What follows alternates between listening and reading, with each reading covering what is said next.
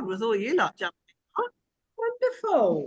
Oh my God, all the favourite people are getting on here. Excellent. Miss Jazz, this is your first outing with this group, isn't it? No, I jumped in last time, but I Yeah, but was you were late. silent. Yeah, because Cam was doing the dishes and it was so loud. Oh, my So, life. Now, do you guys know Jazz? Andy, Jazz has worked with you previously from a distance when you were presenting something. no, at Tauriko. Yeah, Yeah. She was there. like about 100 years ago. Oh my gosh. I Where are Mhm. you know. now? In the She's UAE. I was at Anna's school. Oh my gosh. Oh, I Oh, know. So oh, she's all the way good over this move. way. No, but Great she's move. looking at coming back to you guys. Okay. Yeah. Why? Two, Has two the toed lovely on me? Cam just jumped on the plane? What? Has the lovely Cam just got on the plane? Yeah, he left Tuesday. Monday. He Yeah. landed Tuesday. Yeah. Excellent. So now we've got you all to ourselves. Yeah. How delightful. That's pretty cool. So now Jazz is still here, but she's got her fingers in the pie of coming home. So if anybody's got a really, really cool, decent job, Yeah, um, whereabouts? Where are she you wants, looking at going? yeah, go. Home is the Mount. Okay. So, Yeah. Okay. yeah. I'll I will bear that in advocate. mind. I will tell. Yeah. I am the referee for this one, and this one has been doing. I'll tell you now. She's been teaching, doing middle leadership, doing hatty stuff. Um, Certainly ready to go into senior leadership.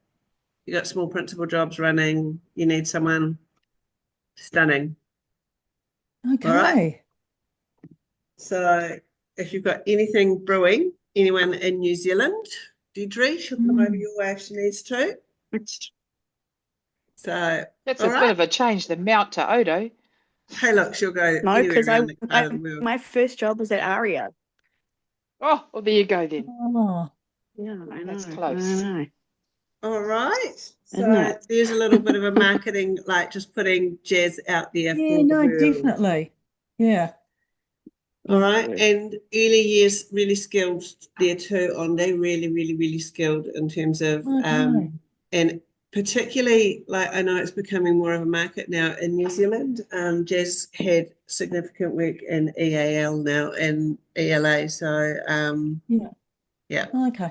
Oh, well, I'm in a few Mount schools this week, actually. So, Yeah, yeah. you're working with my friend Brooke at Mount Primary. So, Yeah, I'm there tomorrow.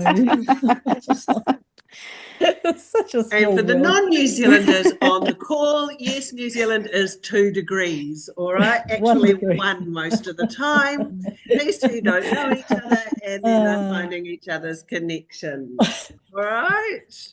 That's why our telephone network is called two uh, degrees, yes. because it's only 2 degrees of separation. Yeah. Um, right, what are we up to today? Hello, everybody. Hello, Miss Manal. Hello. Oh man, I want to start with you this week, and I want to start with Miss Advising because like we've got some other people on the call there. We've got like Anna's been sitting there since 8 o'clock. I noticed she logged in early, but there are people changing jobs and changing the world. And Manal had a really interesting experience this week about change, and I just thought we'd start there, and then I want to jump into where AI is going too, because there's some really interesting stuff popping up on this side of the world. And I want to know what you guys are doing down under on this. But Manal, tell the story of what happened this week. This was kind of entertaining. Yeah, it was suspense. Yeah, it was like eat the popcorn stuff. Yeah, and everyone wants to give me some popcorn. Yeah. Yeah, actually, I have decided to leave my school. So I applied for other school and You helped me a lot. Thank you. So I got the offer. I accepted the offer. I resigned, and then my school were in shock. They asked for a meeting, and there were the board online. I was with the let's say the MYP principal and the HR. Now they came up with a fantastic offer. They said we will give you a flat to live in Dubai. So I said, sorry, this was my request 2 years back. Now it's not interesting anymore. So they said okay, what do you want to stay here? And I said, well, I got a fantastic offer, and which is next to my house. And also, I'm working with someone who is amazing. I don't want to waste this offer, no matter what. And they were like, okay, show us the offer.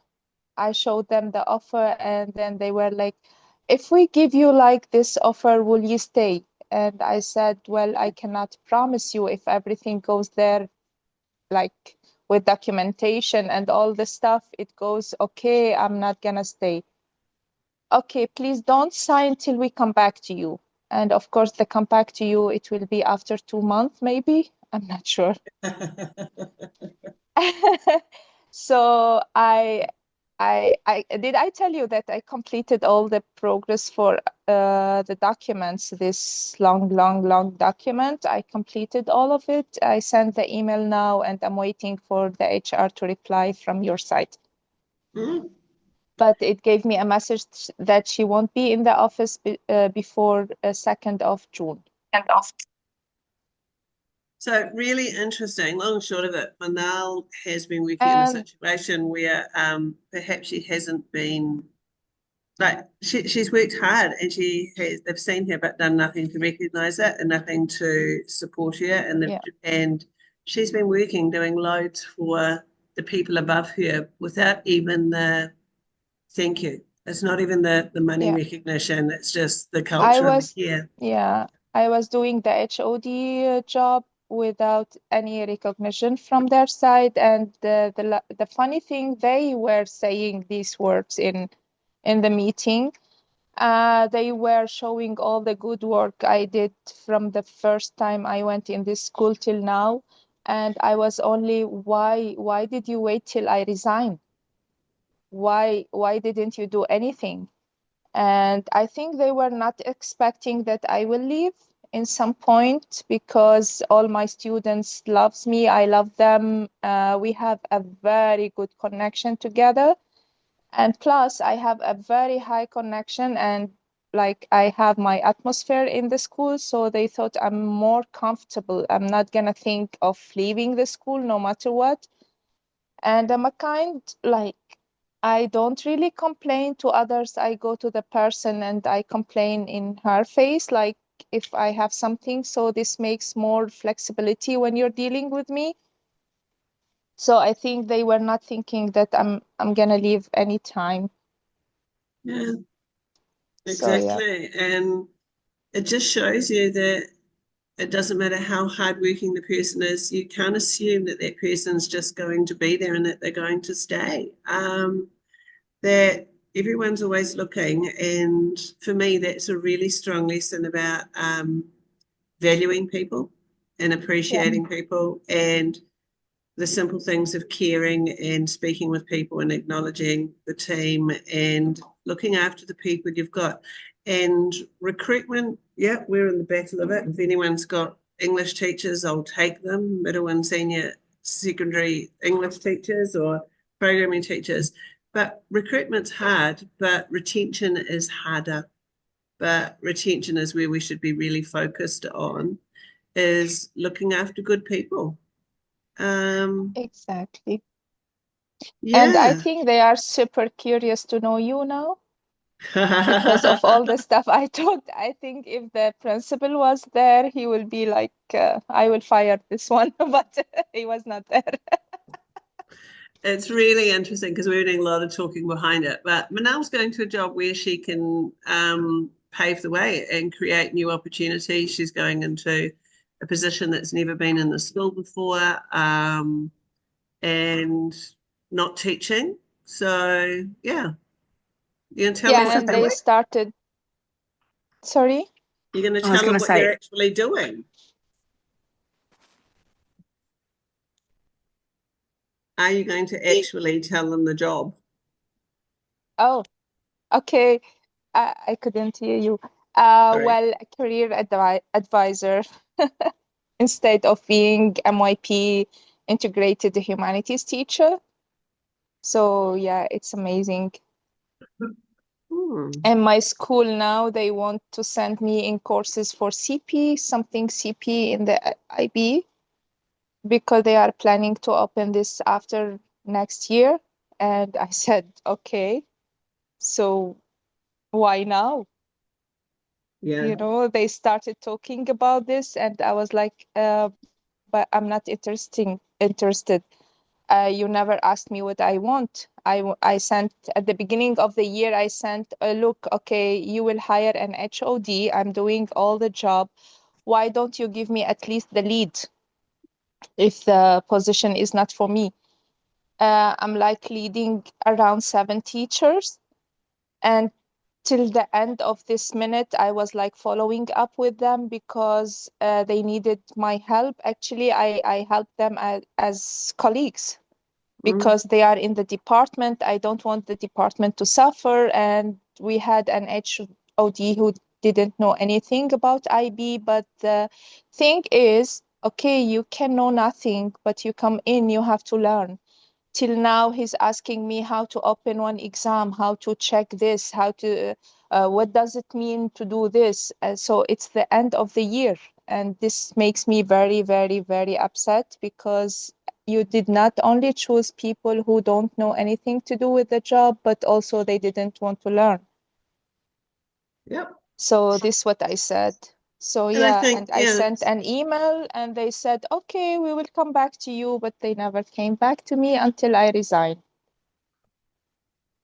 so yeah, nice Yeah, work. Well done. Scary thank you. opportunities. Scary. It's always Yes, scary in this country when you resign and you start the next process. But yeah. Mabruk, Thank you. I'm looking I forward to hope it see how works. your leadership carves, like how you carve into that next leadership journey, because this will be your first real role where you're not teaching.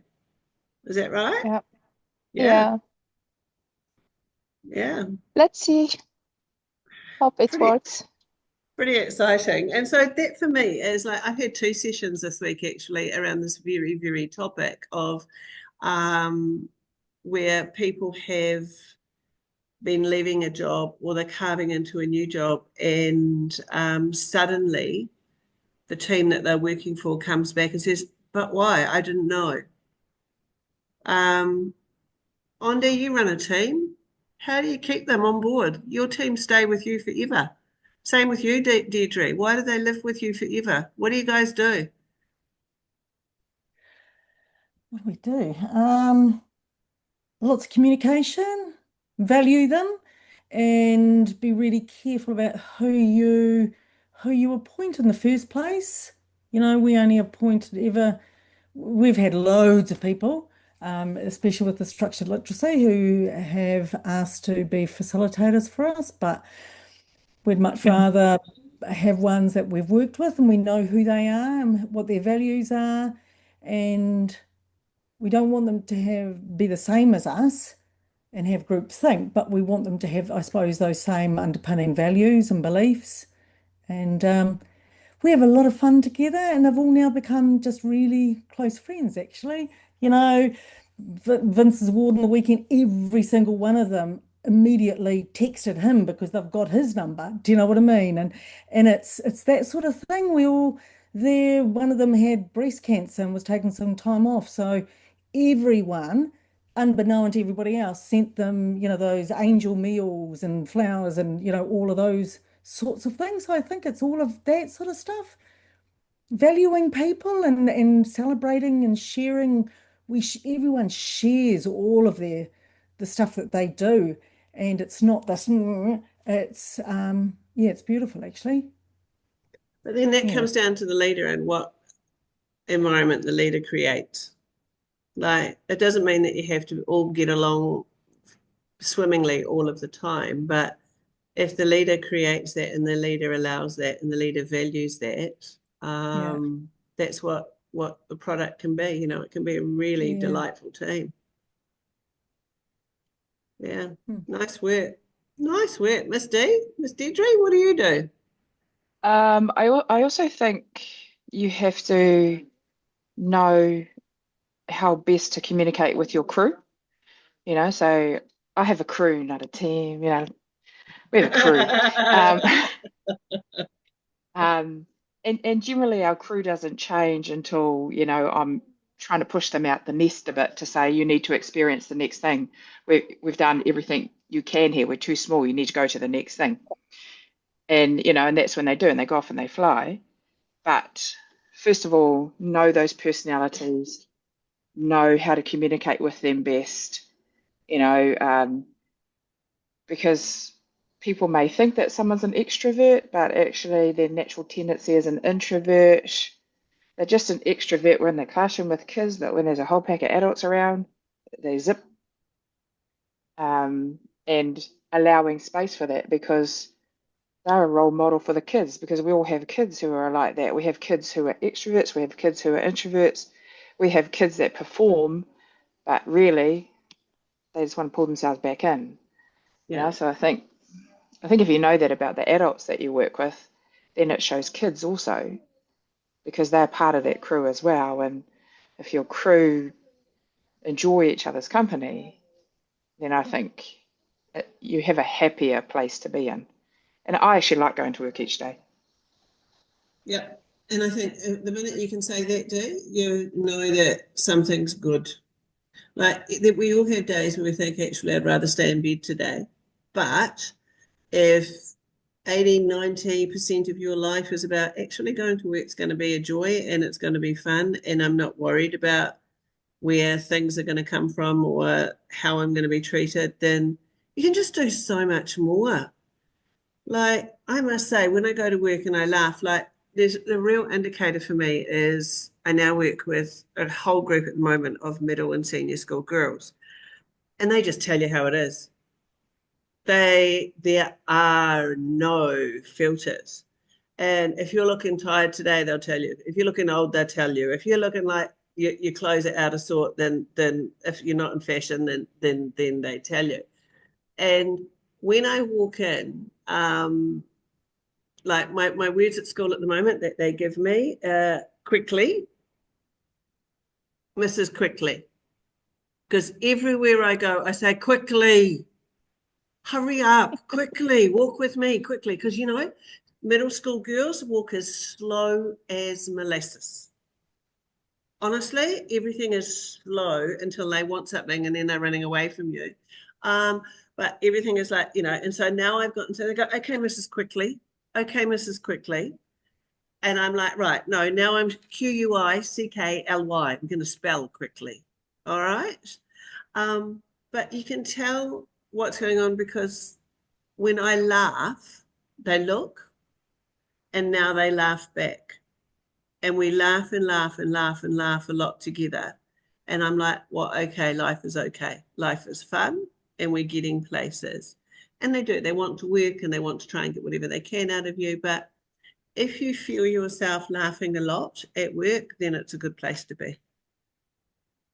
That's my measure. If I can go home and I know I've laughed today, then it's okay. It doesn't matter if I've cried as well. And we all have those days because the pressure might get to you. But if I've laughed and I can really belly laugh, then that's good. That's really, really good. Yeah. Jazz, what do you like about the workplace? Your favourite teams? I know you've worked on some favourite teams and you've worked on some teams that haven't been so favourite. What makes the favourite team? What makes the place to stay? When I think about it, I was just thinking of like the flip side about why it is that people leave.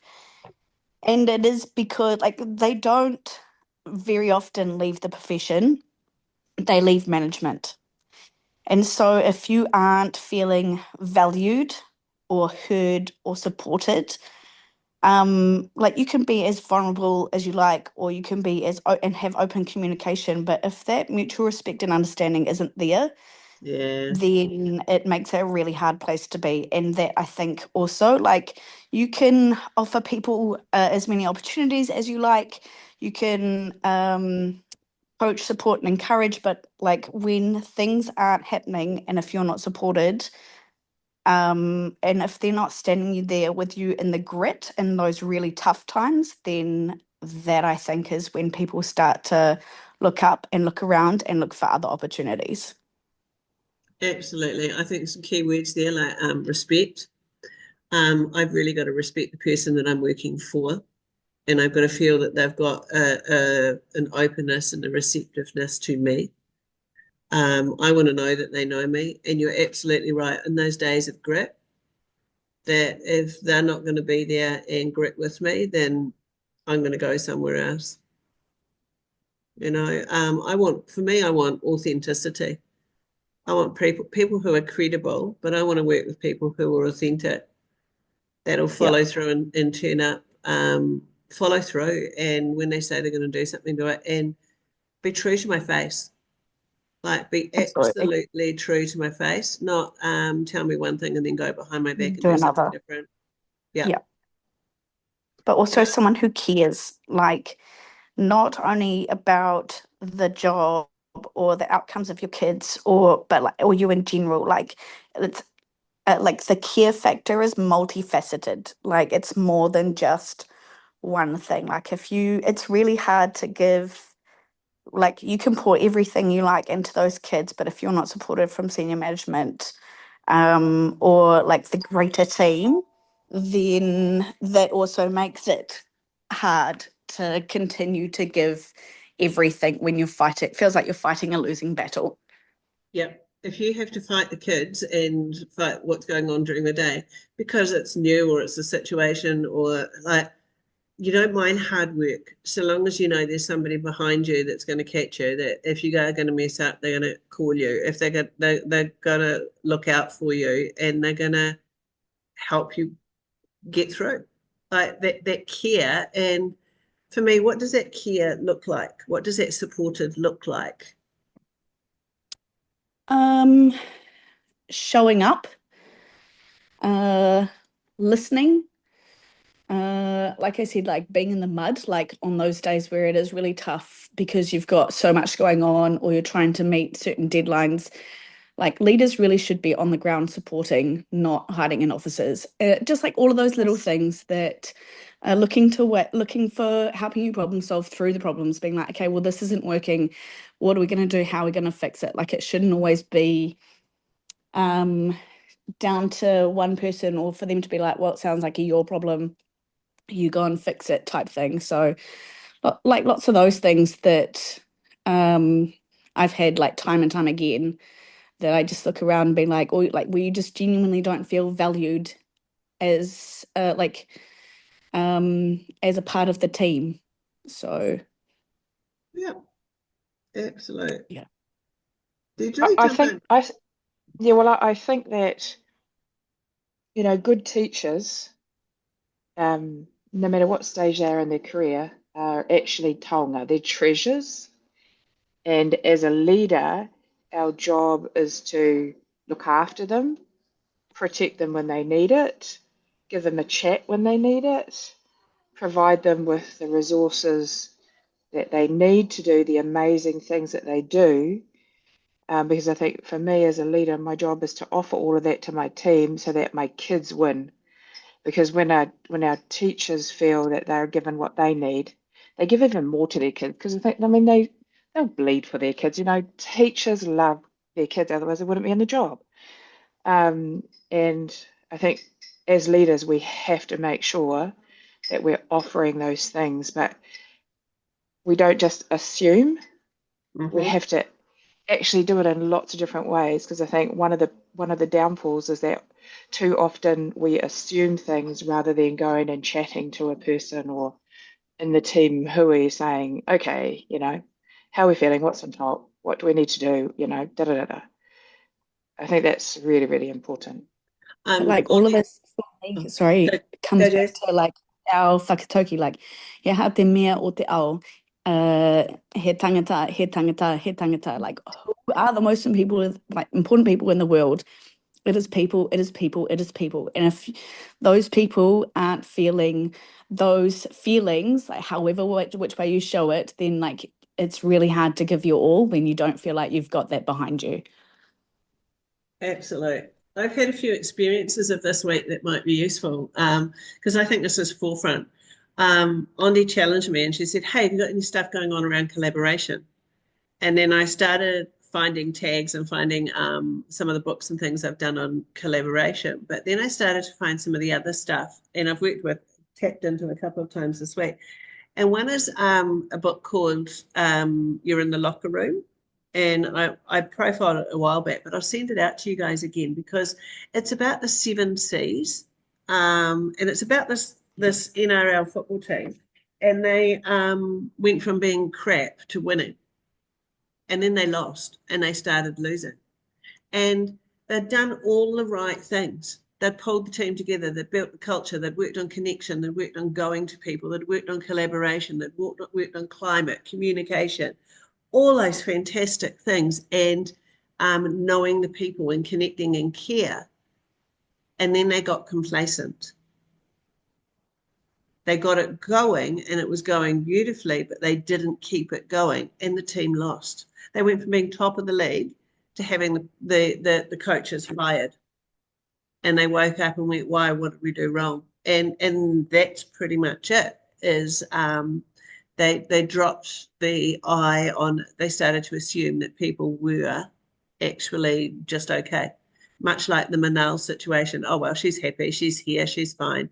But you've got to keep working on it. It's never finished. And your credibility and your connection is only as good as your last interaction.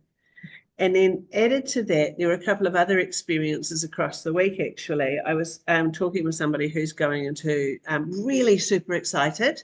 She gets to interview people for a new job and she gets an assistant to work with her, an assistant principal and things. And she said, right, we're going to do this and this and this for the interview. And I said to her, very cool tasks, very cool job. But what sort of person are you interviewing for? And she had created this whole thing about measuring their skill base, but had forgotten about actually checking in about, well, what sort of person are they? What sort of values do they drive for? Where do they fit in the team? What are their working geniuses? What are the gaps in your team? Like, what sort of person are they? What do they value?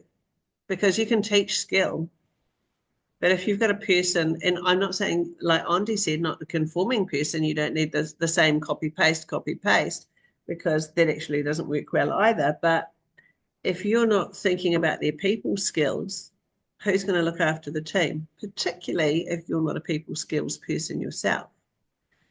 And then 2 other experiences. One was I was working with a principal and a team this week, and they're going into the whole interview cycle and things too. And I said, well, what is it? Tell me about the culture of your school. What sort of person do you want? And this person had never, ever thought of it.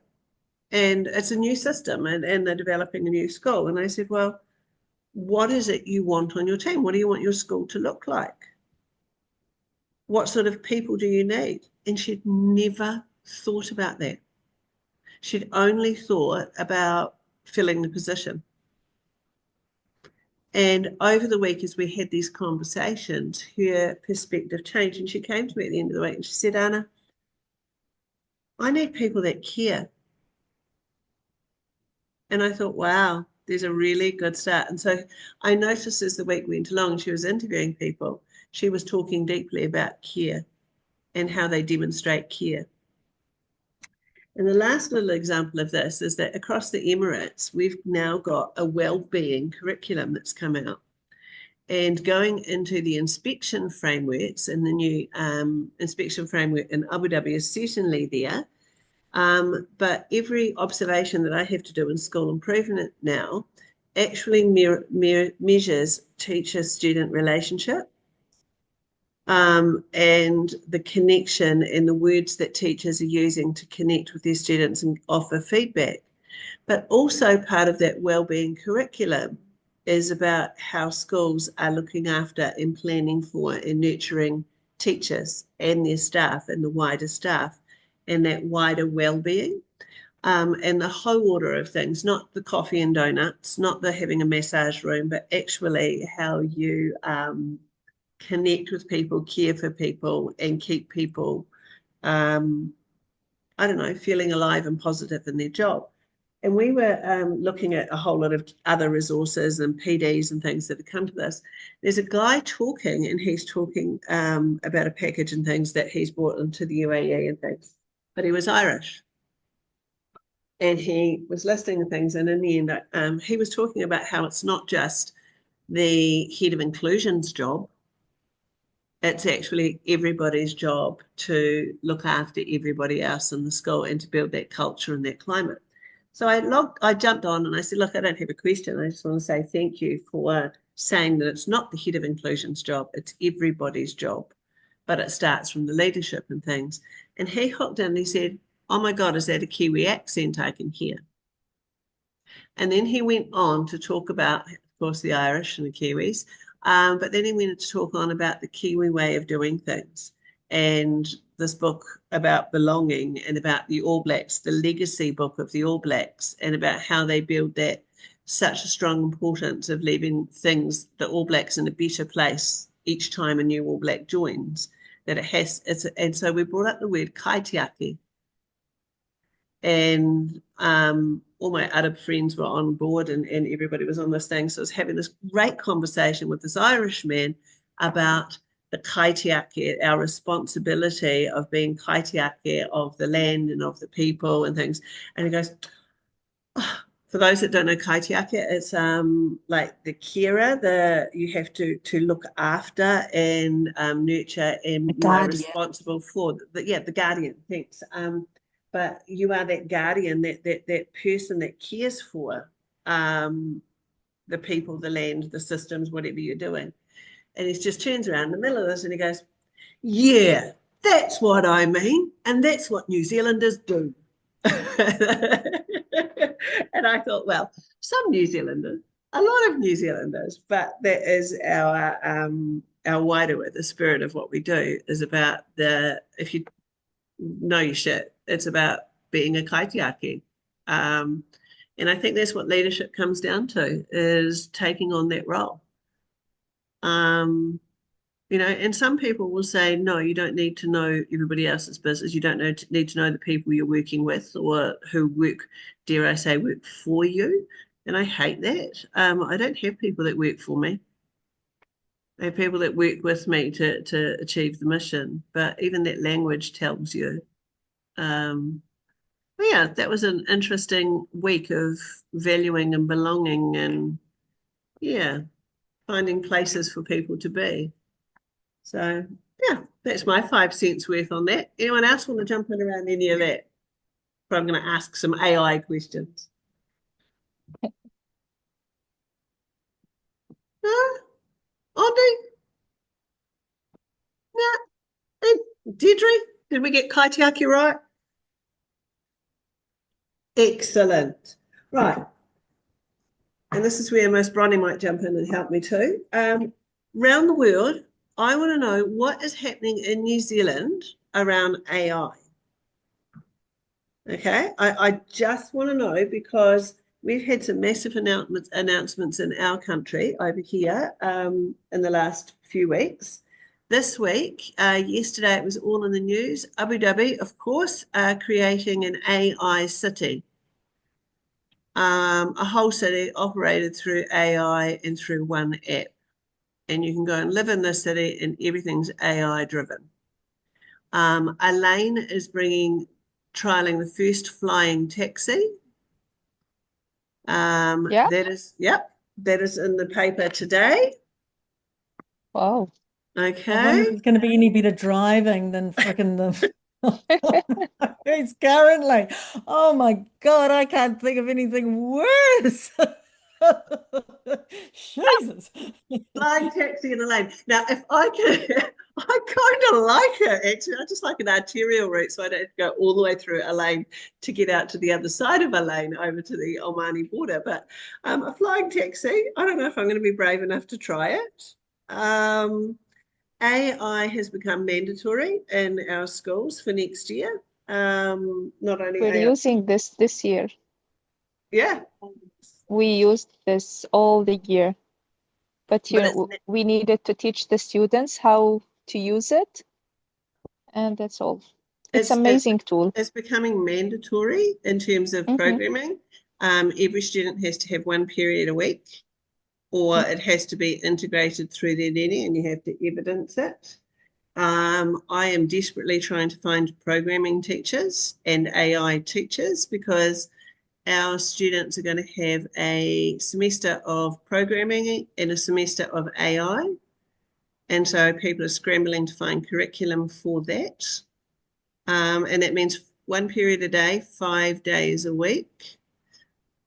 They're going to be learning this. And then I'm wondering about where our teachers at with their skill base and getting up to speed on the use of this. What are we doing to train our teachers and build our teachers? And then another one I heard this week, and I thought there's sense in this, but I'm a little bit nervous about this too. One teacher I heard has given up. He's said, I'm not going to teach my boys to write stories and essays and things like that. I'm going to teach them to write really good AI prompts. It's very important, the prompts. But so throw that out there. Anybody want to jump in on any of that? Bronnie, how do I train teachers in AI?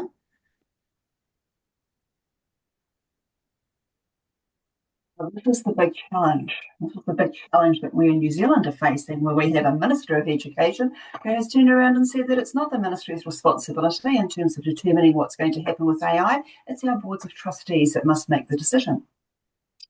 Yes, so there are a group of us that are in the process of penning a response to that one.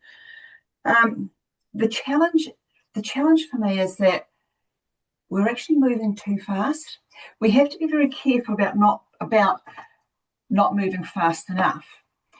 But I know in New Zealand and in Australia, with colleagues that we're working with in Australia, is that all of a sudden we have got a workforce that may have been to a course on AI, and all of a sudden they are running courses in AI because they are now experts.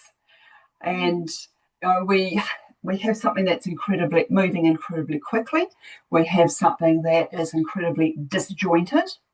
We still have lots of misinformation and disinformation. What we're doing is we're making making it really clear that we actually need to be training. It was not training. We need to be actually working with our leaders first. Because if our leaders don't understand anything that's happening around AI and they haven't really got the good ground and all those sorts of things, how can they support and have an understanding of what's happening with their teachers and furthermore what's happening with their kids, their learners? So, so we're focusing around, as are a number of people, are focusing around leadership in this area first and foremost. And because we've been very lucky. We've tapped into someone who is known as the world expert in terms of AI and learning. And so I don't know, I'm going to say this, I know a hang of a lot more about AI than I did 12 months ago. And believe me, it has been a baptism through fire. And because of my age, I've been really conscious of that. However, I can never know enough, and my colleagues that we're working with in this particular world, especially now that we've moved into the EdTech world, we are not moving fast enough. We don't know enough. In our little country, there are academics, there are people who have self-taught, there are some wonderful things that are happening, but we need to be listening to a much more global globally what's actually happened, because there are some magnificent examples out there. And actually, I'll give you one example of a New Zealand example that's been really amazing is Jane Ann Young down at Queen Margaret. She's been working with AI dedicated for the last 4 years. And what she's doing in her school is outstanding. But it's around, we have to make sure as leaders that we are getting the right message from the right people, that we are becoming AI literate ourselves first to make really sound decisions. Simple little things. Simple little things like one of the things that we work on is saying to a school, okay, don't overinflate the amount of AI that you're using in your school. Be really careful and cautious about how many platforms you're going to allow in your school. And the recommendation that we've been suggesting is around 3, no more than 4. That's what your teachers need to be. That's where your teachers need to be basing themselves from there. They need to have done the checks to find out, which are the right ones to use. How should we use them? Why should we be using them? What's the end? What do we want to be getting out of it as an end? We don't want to be going crazy by teaching our kids how to make their own chatbots, all sorts of wonderful, exciting things. We need to have a plan.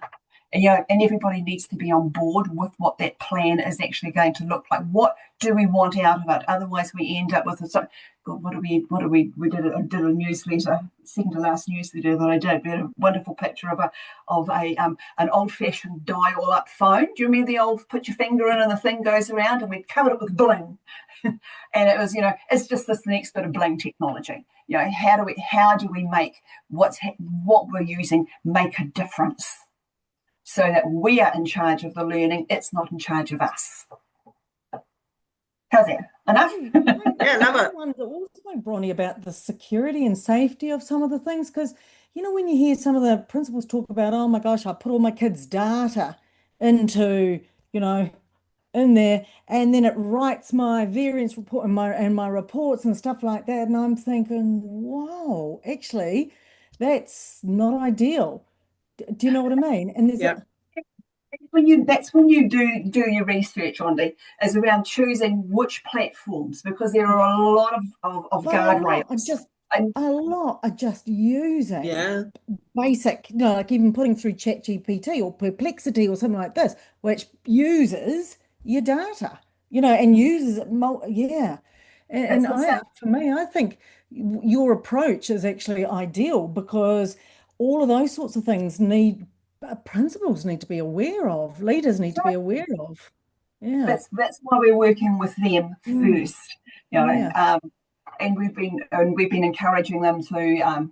So we've actually had over 1,000 principals and staff that we've been working with just in the time since January, and teaching them how to be AI literate, how to make these checks and balances. I mean, if you're wanting to do something with your staff, here's a really quick, easy one to do, is just say, has anyone used Claude? No. Okay, so use Claude. So Claude's pretty good. Claude, say Gemini, ChatGPT, and what's it got in the Perplexity, okay? And get to school to say, okay, right, get your teachers in a group and say, okay, this is the question. Put your question on the board so that everyone uses the same question, word for word, letter for letter, and in their group, have groups of 4, so each one is using a different platform, and get them then to choose to find out the answer to that, and get them to compare and contrast the responses that they get. It is fascinating what those responses actually look like. So, so that what that does is it opens them up to go, whoa, we actually do need to explore a little bit further, because if yours says that and that one says that one and that one is miles off, what does it mean if we're using those in our classrooms? And or if we're using them as our teachers, or if I'm using them for data, what does it mean? So what do I need to be aware of, and how do I combat that? So that's a really nice, quick, tidy, easy one to start off with. Very effective for showing where the bugs are and the potential challenges. Yeah, I think we've really got to nurture teachers getting out there and exploring it and playing with it. And I think that's how the next wave and the next change comes. Like when back in the day when we internet was first coming on board and computers were coming on board, we didn't wait to be taught it because people are out there exploring it. But Bronnie, I think you're absolutely right. We've got to, in Ondi there, we've got to jump in and look at not that people are using it, but how are they using it, and the securities and the accuracies and the measures around it. Me, that the data that's going in and pouring through, I'm a little bit frightened about, because where's that going to spit out, or what are the securities around it? And so I'm really cautious with the teams that we work with about ensuring that you're not putting names into it, you're not putting specific school names, you're not putting, because actually you don't know where that's going to go. We're looking at a new LMS system across all our schools and things, and one of my questions every time I'm interviewing a different group around it is the use of AI within it, and how can AI help my teachers to pre-mark and to work with individual groups and personalised journeys on there. But what we have got is our IT crew behind that, and their questions are, and what is the security with the AI behind this? Yeah, absolutely. Yeah, because I don't want anything running through going out. Yeah, and that's really interesting. Like, yeah, we work with this international person, and she follows different ones and talks about different programs, and she's also using them all sorts of bits and pieces. And she's paid. It's quite interesting because she's paid by nobody for doing anything. And just the difference between when I met her last year in April and did a whole day workshop with her, and then saw her. God, when did I see her after that? Oh, it was December actually, so it was nearly a year, 9 months. And one of the programs that she had been saying was fabulous. She says, I've taken that off my board now. She says, because I can't guarantee the safety, I can't do this, I can't do this, I can't do this, I can't guarantee that. So it's out. And so we've got to be strong enough to do that. And listen to much broader. I mean, because I listen to some of the New Zealand experts, some of the people that are now experts in New Zealand and running courses, and they're recommending using that damn platform. Yeah. They went to a course a year ago that suggested, yeah, you should be using it, but they're not following enough on what's happening in that international arena, because we are still very much a backwater in so many ways. But we really do need to be listening to what's actually happening with other people outside our wonderful blue waters that surround us, and that's a real challenge. I do love my little Gemini prompts when I'm in my doing my Word documents now, and I don't have to even think about full stops and capital letters because Gemini just fixes it for me. And I love that because I'm just so I can't be bothered, and if that's brilliant, that helps me. But sometimes when I'm putting things in, like the need for critical thinking is even more than ever, because it's gone beyond Wikipedia. Like there's a whole lot of bullshit that just comes back. Like, and if you can't critically think about some of the stuff that's coming, you go, oh my God, these kids are just going to copy and paste, take that as real, and holy Toledo, we've just created a whole lot of nothing and rubbish in the world. I think for me, it's not even just some of the kids doing that. Some of the teachers will use it and then take it as, well, this is gospel, because actually, I created it on Perplexity, and I'm sitting there thinking some of the stuff, and it's like, really? So it's not just the kids that we need to teach. Yeah. No, that's right. That's why we need to start with our leaders first, because this is something you actually have to lead from the front with. Yeah. And you will have to make the teachers are going to do it anyway. So we've got to do exactly. The leaders. Teachers tend to start from down there, so it's you've got to teach the leaders and grab the teachers at the same time. Jazz, jump in. You were saying something. Yeah, I was going to say, like, when you think about AI, it's such a big beast. Like, it's not just your ChatGPT thing and things. It's like you've got Siri and Alexa and all those things. You've got the fact that your phone's unlocked with facial recognition. You've got real life time traffic updates. Sure, you've got when you watch Netflix, you've got personalized algorithms so that it pops up with things. Like, it's so big that it's not just one area. So Exactly. I think the other thing to, like, if you've got strong foundation skills in whatever area it is, then you can build on those with AI and enhance it. But you also, like you said, Anna, need to be able to look at it and say, actually, like last time we had Leadership into Pictures, we were talking about planning using AI. And like for sure you can throw something in, but you need to be able to have the skill, knowledge, understanding, and everything that AI doesn't have to say, yep, that'll work. No, that doesn't. Or I need to tweak and change that to make it work for my class. Like it's not just like you have to have a better understanding because AI is still evolving about what it is that makes it work and how it can work for you. Like it shouldn't be the key thinker, I think, in the situation that you're in. Like it can suggest, for example, I don't know, that you watch Thunderbirds, but because it says you're really into documentaries, but that doesn't mean it's gonna it's gonna be a good watch for you. So somewhere in there, you need to be having your higher order thinking, be like, is this right for me? Do I like it? Does it fit with my classroom? Is it working in the way that I want it to? If it's not, why not? And what do I need to change? Exactly. And so we're actually having to teach more, I want to say higher order, but more powerful skills now.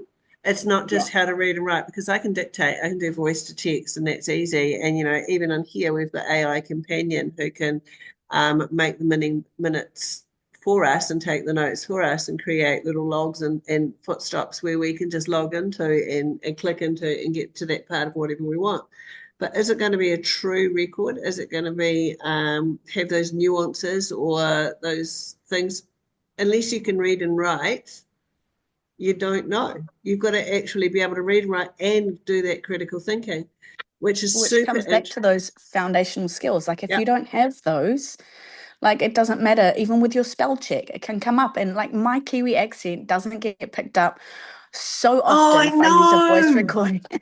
And I look at it being like, that's definitely not what I said. And so I have to go I back and change. But that know. takes the time to go back, reread, double check to Oh, make sure it's there. Like, but if you don't exactly. have those Even on foundation WhatsApp. skills, it means nothing. How has, sorry, side note here, Kiwi's on the thing. How many of you can do voice to note accurately on WhatsApp? Because you know what? She doesn't get it right for me ever. It's just crap. Honestly, I'm like, oh my life. Even if I slow it down and try to put the best British bit into it, it doesn't work. I need to do a whole lot more training of WhatsApp and old Siri in there to get it going for me because it's just crap. The Kiwi accent is ruined, I tell you. Oh my life. Manal, how are you working with it with your kids? According to the IB, we can use the AI tools in our classrooms. Now, the first step, of course, my students were so clever to copy from ChatGPT or from Gemini or whatever. So I showed them exactly how can I figure out that they just copied paste from ChatGPT. I showed them the tools that I use and we all use to figure out if they use ChatGPT. So I told them that it's okay sometimes if you feel lost to ask ChatGPT for some sources that you can read.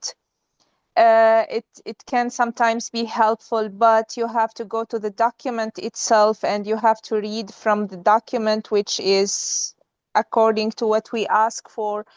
And then you need to summarize. I told them how to prompt something like not to copy paste the question itself. What are the criteria or what are the standards I want them to reach for? Also, like they cannot. The main idea that don't copy paste because I will figure out. I showed them exactly, and they started at the beginning. They were so clever to finish in one click, any task given. And then when I showed everything on the screen and they like, oh, 94% ChatGPT, 80% this sentence was ChatGPT, this was ChatGPT, then they started really to work on their prompting and to work on their resources.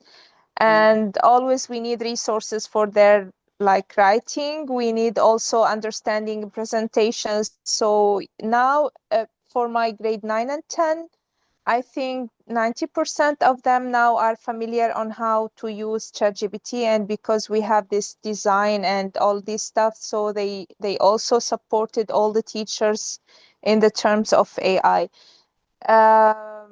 So yeah, it's very important to show them that you cannot copy paste.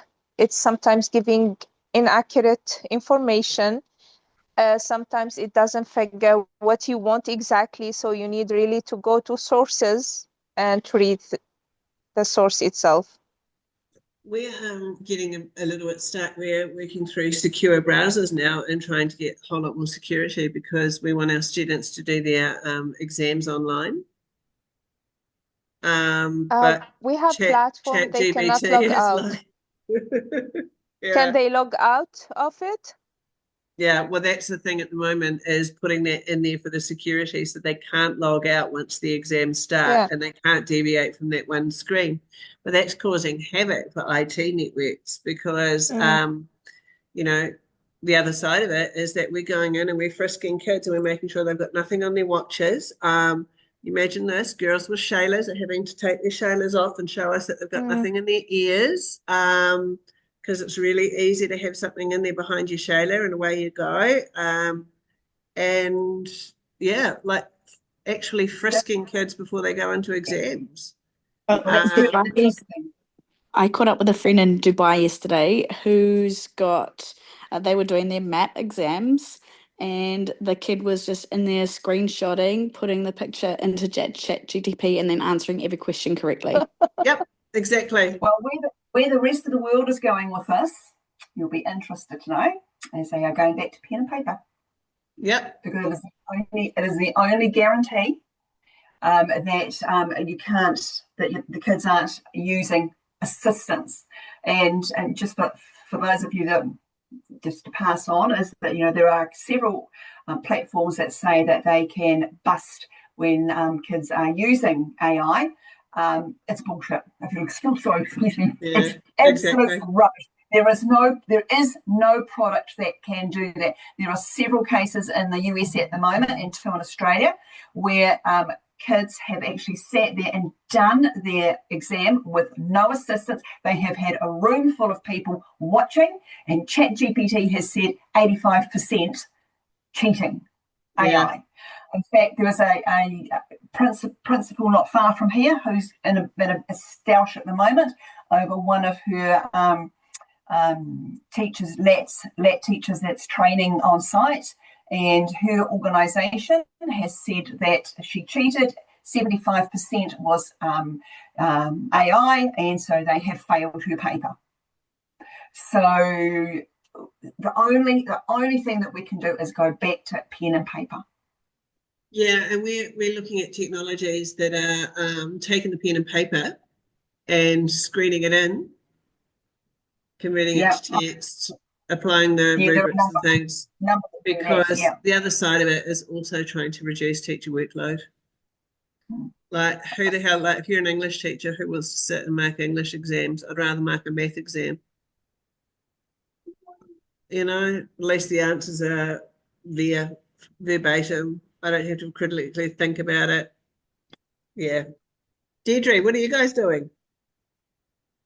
Well, I am in a program to learn.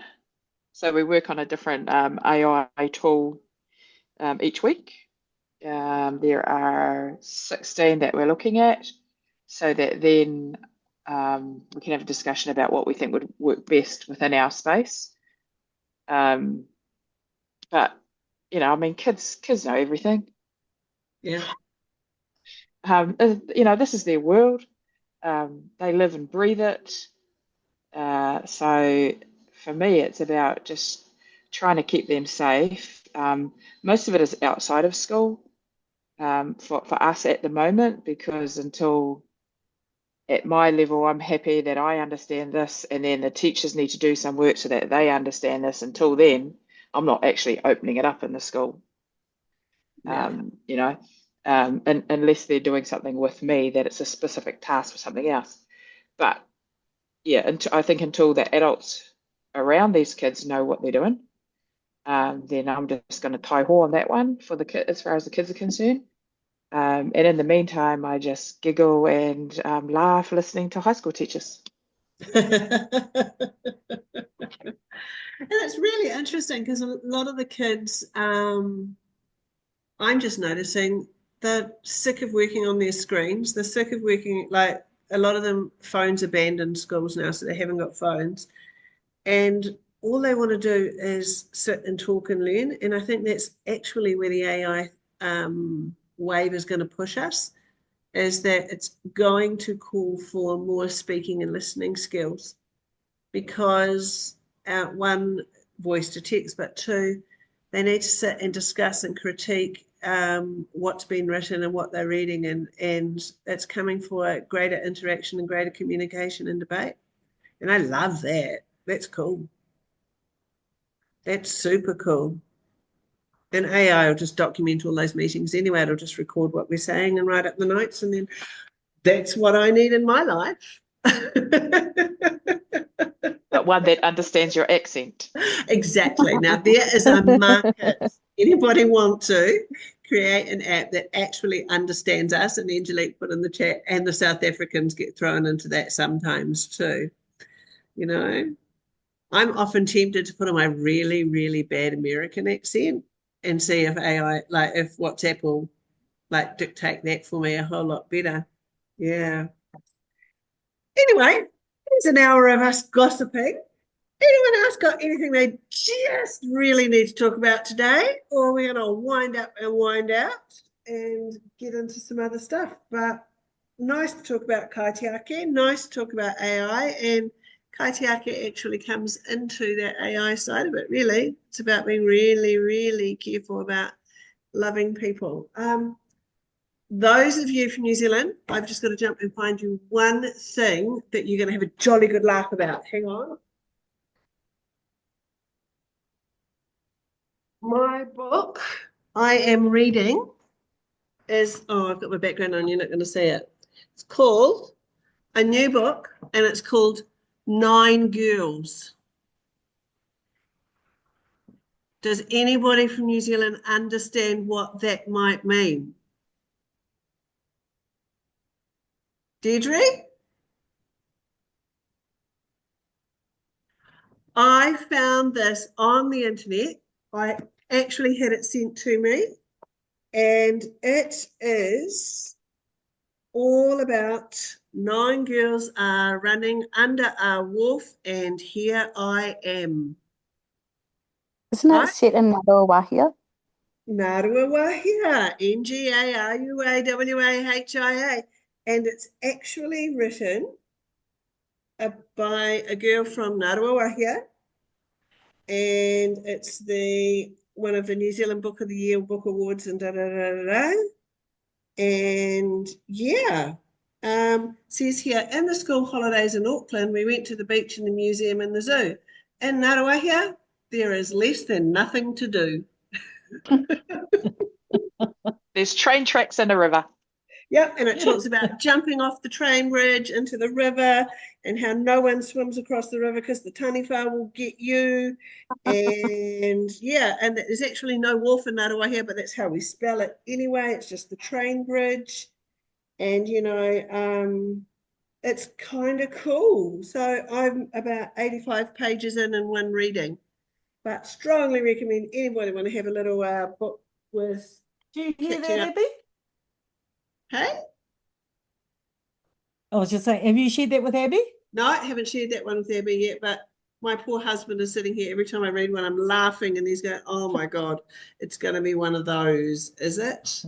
You know, but yeah, so strongly recommend, you know, when you come into Ngaruawahia from Auckland, you know you have arrived when you cross the bridge. So there we go. It's very real. Nine girls sitting Anyway, Ngaruawahia. have a great week, people. I know Angelique's running around behind things, and she's got inspection this week. So she's really excited. Oh my God, there's my child. Hello. Anybody ever want to meet my child standing there in her just about pajamas? No, they're not. That was They're going my out for pants. lunch. Going out Miss, for lunch pants. They're my new Miss, pants. oh, who paid for Are they those, Ab? new? You or me? Huh? Me. This is Miss Abby to everybody that doesn't know this child. This is my favourite child living in New Zealand. Is quite a favourite. She's been hanging out with Miss Ondi actually for the last few months, Yeah. and this is their last week together. I know. Yeah. That's my other daughter. I can't believe it. So Two Abby daughters is now. moving on to bigger things in Auckland, and she's my medical scientist. And she's going off to do some very cool work in a new job in Auckland. So yeah, new beginnings for Miss Abby and new beginnings for Miss Ondi and V without their daughter. Yeah. Good luck. Yeah. So pretty exciting. Anyway, right. Have a great week, everybody. Good luck, Angelique. Thank you. Yeah. Good luck, those of you doing map testing. Anna, Jazz, Yuck, Ooh. Have fun. Okay. All I'm going to right. camp. I'm looking at That's what I'm results at the doing. moment. So what are you doing, Cam? I'm going to camp in the bush. Where? Puri order. I'm taking Oh, just the year sevens and eights. We're going to have such fun. Deirdre, it's cold. It's May. Yeah, but you can't lose anyone when they've got a beacon. Oh, my life. Yes, you can. Oh, my gosh. And happy birthday this week, Miss Deirdre. Oh, thank you. Yep. Wiser, not older, just wiser. And anyone Totally. anyone available there to find a job for Jazz, help the girl out. Anyway, talk to Yes. everybody again this week. Take All care. right. All Bye. right. Ciao, ciao. Yeah. Bye. Take care.